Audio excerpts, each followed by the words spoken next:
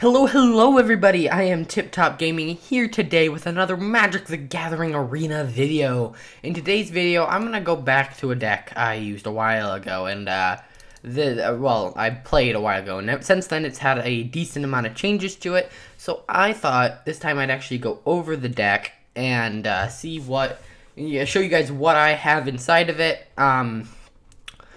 One note. Currently, I'm not, the richest, quote-unquote, on rare lands. That's currently what I've been spending all of my rare wildcards on, is getting up these rare lands. I have not been buying the ones from Dominaria and Ixalan because they're cycling out, but I've been trying to buy all the shocks that I'm going to need for my decks, but that's been taking a while. But either way, so why don't we take a look at this deck? There are a few notable differences since last time, but because it's been such a long time, I'm just going to go over all of them, and I'm actually going to switch it over to this view. So in this deck, I run 2 Search for Azcanta, 2 Cast Down, 2 The Elder Spell, 1 D-Spark, 4 Thought Erasure. I'm going to talk about all these. So, Cast Down, Elder Spell, D-Spark, and Thought Erasure are all very control-y cards. These 3 deal with things on the board, and this one just gets rid of things before they hit the board in case I can't get rid of them. For instance, if there's an artifact that costs less than 4, I don't think it's possible for me to get rid of it, or I guess there is. I guess there is a way, but this one Cleansing Nova is the only way to get rid of it, so being able to pick those out of people's hands before is really good. Another, I guess, change compared to older Esper decks, I don't run any counter spells, so if I can get rid of instants and sorceries from here, that's really good. Search for Azcanta is a different type of control, kind of. It controls what I draw, and then eventually when you hit that to flip, you basically don't have to worry about cards, because this deck, as long as you keep more cards than your opponent, you're doing well. But if you get to the point where you're just top decking every turn, you pretty much have lost. And so once you can flip that Search for Azcanta, you can pretty much, you can guarantee you're not drawing lands, and it works really well. Another thing you'll notice that there's a lot of planeswalkers in here. So, Narset is a really good planeswalker. She basically does the same thing as Search for Azcanta, but she also helps counter other Esper decks by not allowing each opponent to draw more than 1 card each turn. So, she's really a key part. I think I've upped her to 4. I've also upped Teferi up to 2. I originally had 1 of these. This is as well pretty much in here for the mirror match, as it shuts down counter spells, which that's the main reason I'm not running counter spells, is because of Teferi.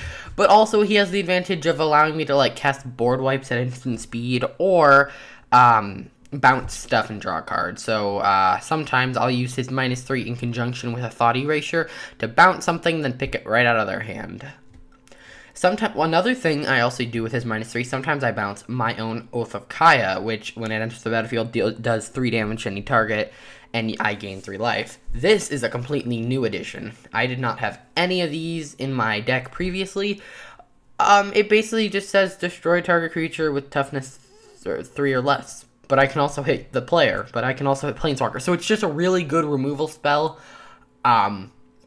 As well, it has, of course, the text that whenever they attack one of my Planeswalkers, which I have a lot of, it deals 2 damage to them, and I gain 2 life. I've actually had this kill people, because they were dumb and didn't realize that, this was basically in effect, and they tried to attack my Planeswalkers with a bunch of Saprolings, and it was really funny. But yeah, you can bounce it with Teferi to then re-get the Enter the Battlefield trigger, which it works really well.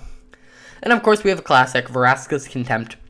Of course, this, along with Cast Down and all this stuff, is cycling out soon, unfortunately. But this is just really good as it hits creatures and planeswalkers, and it exiles them. As well, something that I guess it maybe is taken for granted is that gain 2 life. Every little bit of life is great when you have this deck, because oftentimes, especially against things like Red Rush, for the first couple turns, you're taking a lot of damage, so it's nice to sometimes not be that low where they could just draw 1 card and you'd be dead. So that 2 life is actually really important. Here's another new addition. I actually run a creature. And this is, when it enters the battlefield, it makes them discard a card, which is control. I gain 3 life, which is really nice, especially because this is more of a tempo deck now. And, of course, it's a creature on the field, so if they just keep hitting me with a 1/1, I don't have to waste a removal spell. I can drop down this, and it basically deters them from attacking, and it often becomes chump blocked or things. But the only issue with only running this creature is that generally by the time I play this, they're like, oh, this guy doesn't run many creatures, so then they burn their removal. Even if this isn't the scariest thing in the field, they're like, oh, well, this can only hit creatures, so I might as well hit it now. Speaking of hitting creatures, I run 2 Kaya's Wrath. I think it's pretty standard. It's board wipe. Along with that, I run a Cleansing Nova. I feel like a lot of people don't run this, but I hate going into matches and then someone's like, oh yeah, Ixalan's Binding. Oh, okay, can't play that. And like, I've had matches where, I'm facing an artifact deck. Well, this just destroys that. And since I don't run many, the ability to destroy all artifacts and enchantments is really useful, because artifacts and enchantments are the hardest thing for this deck to remove, so having a board wipe that can wipe all of them is really good. Then, of course, we have Teferi, Hero of Dominaria. I'm only running 2, and that's generally because I can just control until I draw the other Teferis. I'd rather have control in place of Teferi. Also, because I don't want to burn the wild cards currently, because he's rotating out. But, of course, he's very powerful in a win con. Oftentimes, I will use the Elder spell to kill my own Planeswalkers if my opponent isn't playing them.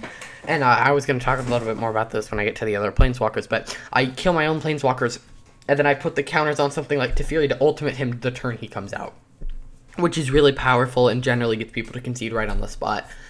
And that's kind of why I included Elder Spell. Originally, this was in a sideboard, but then I only played best of 1, so I got rid of the sideboard, and I'm like, well, Elder Spell. What if my opponent isn't playing Planeswalkers? That's just a dead card in my hand, and I realized that that wasn't actually true, because I can target my own Planeswalkers, and it works just as well.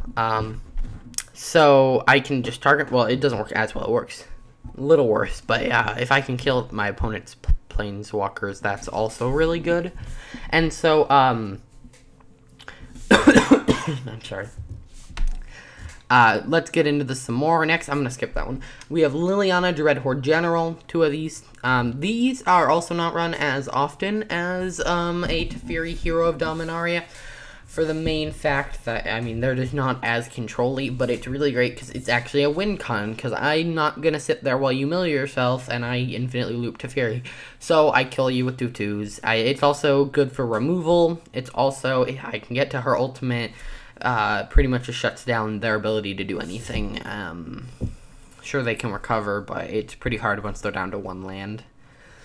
Then Ugin, this is another one that isn't run as often, generally maybe a 1 of, but his passive ability is completely useless unless you're casting another Ugin. But it's really for that +1, which first of all is a win con, because I can kill you with the 2/2s, and it's also card draw, so if you murder it or I murder it with a Cleansing Nova or board wipe, and say I have him and Lily on the field, I'm drawing 2 cards basically per creature killed. And then also he just removes like anything pretty much, unless you're playing a colorless deck, he can destroy anything. Then of course these lands are a bit of a mess, but I'm working on it. I have a version of the deck down here that isn't complete, called Mega Land, where I'm working on the lands. So I don't have any normal ones. Of course, I do have these occasional gain life ones, which are not that much better. However, I'm not going to go and craft the ones from Ixalan and Dominaria, because they're going to cycle out by the time I finish this project. And so I'm not going to go run and craft that, and they don't have temples. So, like, for instance, if they have a temple, I'm going to use the temple, because I'm not going to underestimate that. But if they don't, they don't. So I think what's really going to change this is what lands end up being in Throne of Eldraine, and I think it's highly possible that the other temples are in Throne of Eldraine. It would just make sense. Who knows, maybe they'll do the next temples in the next core set. I honestly have no idea, but yeah, that's the deck.